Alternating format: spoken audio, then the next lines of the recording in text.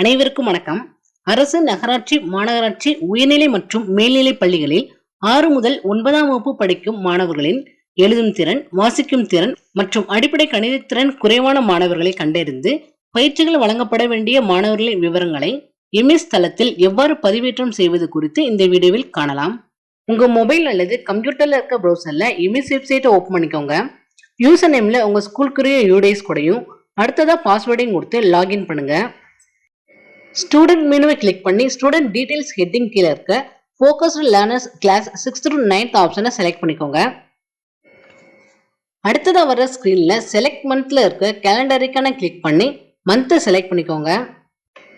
கீழே 6th to 9th இருக்க ஒவ்வொரு கிளாஸ் ஸ்டூடெண்டோட ஸ்ட்ரென்த்தும் டிஸ்பிளே ஆகும். அந்தந்த ஹெட்டிங் கீழே இருக்க பாக்ஸஸ்ல ஃபோக்கஸ் பண்ண வேண்டிய ஸ்டூடெண்டோட ஸ்ட்ரென்த்தை டைப் பண்ணிக்கோங்க. ஃபோக்கஸ் பண்ண வேண்டிய ஸ்டூடெண்ட் யாரும் இல்லைன்னா அந்த சப்ஜெக்ட் அண்ட் கிளாஸ்க்கு நேராக 0 என்ட்ரி பண்ணிக்கோங்க. நீங்க என்ட்ரி பண்ணாத வரைக்கும் ஸ்டேட்டஸ்ல S2 ஸ்டார்ட்னு டிஸ்பிளே ஆகும்.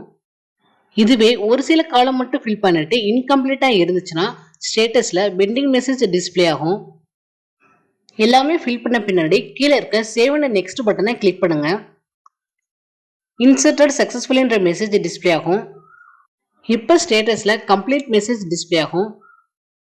இன்கேஸ் நீங்க தவறுதலா ஃபில் பண்ணியிருந்தீங்கன்னா மறுபடியும் எடிட் பண்ணிக்கலாம்.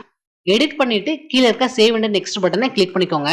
அப்டேட்டட் சக்சஸ்ஃபுல்ன்ற மெசேஜ் ஷோ ஆகும். பட் ப்ரீவியஸ் மந்தோட டேட்டாவை கம்ப்ளீட் பண்ண பின்னாடி எடிட் பண்ண முடியாது. ஃபைனலா இங்க இருக்க டவுன் ஏரோவை கிளிக் பண்ணி லாக் அவுட் பண்ணிக்கோங்க. நன்றி.